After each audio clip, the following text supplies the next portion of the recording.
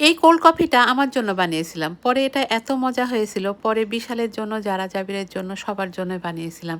এটা বাহিরে গেলেই ছেলেমেয়েরা কিনে খায়। কিন্তু এটা অনেক দাম দিয়ে কিনতে হয়, কিন্তু অত স্বাদও লাগে না। কিন্তু বাসায় যদি এভাবে বানিয়ে নেন, অনেক মজা লাগে।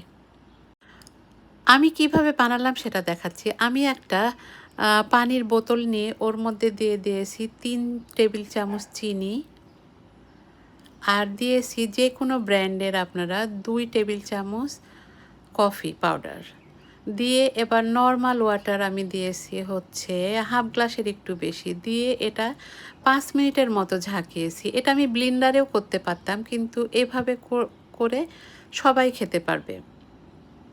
সবার ঘরে ব্লেন্ডার থাকে না, সেজন্য আমি হাতে করেই দেখাচ্ছি আপনাদেরকে। ৫ মিনিটের মতন শেক করার পরে এটা দেখা যাবে যে ভেতরে অনেক বাবলস হয়েছে। এবার আমার জন্য আমি রেডি করে নিচ্ছি।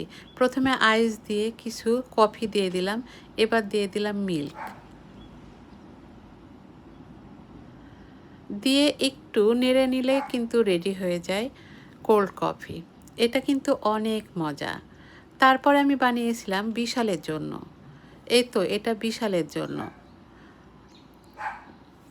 আর তারপরে বানিয়েছি যারা জাবিরের জন্য। ওরা স্কুল থেকে এসে এটা পেয়ে তো অনেক খুশি। আর এটা অনেক মজা হয়েছিল। আপনারা করে দেখতে পারেন। এটা কিন্তু অনেকই মজা লাগে। আর গরমের মধ্যে ঠান্ডা ঠান্ডা, উফ কি শান্তি!